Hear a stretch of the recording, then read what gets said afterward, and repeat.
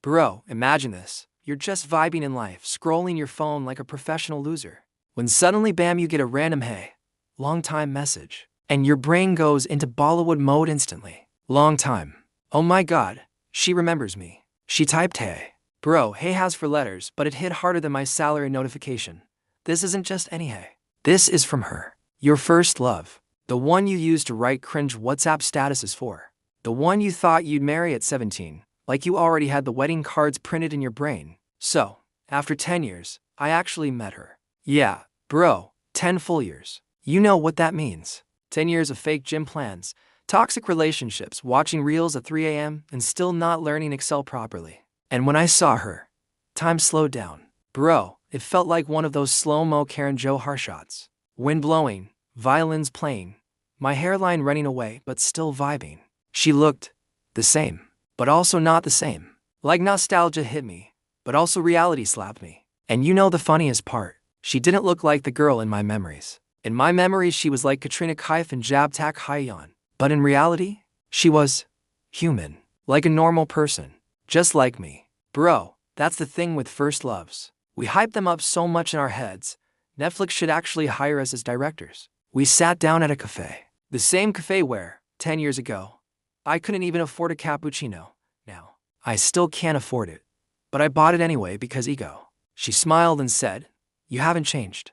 Bro, what do you even say to that? Like, thanks, neither has my bank balance. We started talking about life, about work, about everything that happened in these 10 years. And you know what I realized? She was never this perfect fantasy girl I kept remembering.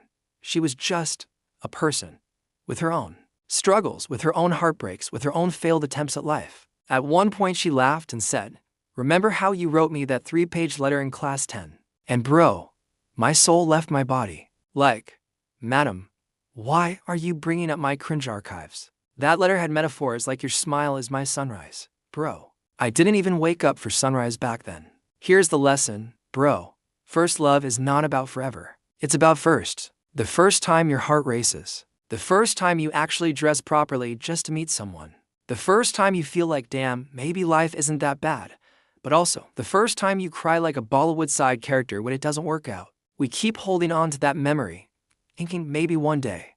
But when that day comes, it's not magical. It's real. And real isn't always as pretty as we imagined. At one point, she asked me, "So, why didn't we work out?" And I swear, bro, my inner monologue was like, "Because, madam, I had Nokia 1100. You had BBM. That's why." But I didn't say that. I just smiled and said, "Timing, I guess." Which is code for, you left me for Ramesh. And now Ramesh left you for his gym trainer.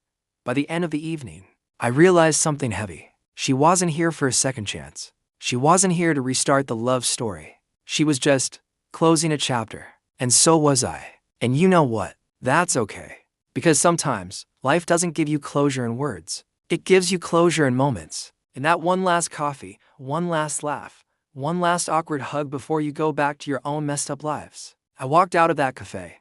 And for the first time in 10 years, I wasn't carrying her ghost with me. I wasn't replaying the what-ifs. I was just, okay. So here's the thing, bro. Meeting your first love after years won't fix your life. It won't be like those cheesy reels where you both run in slow motion. It's just two people grown up with their own scars, sitting across a table. And that's the beauty of it. You don't always get back what you lost, but you do get the lesson.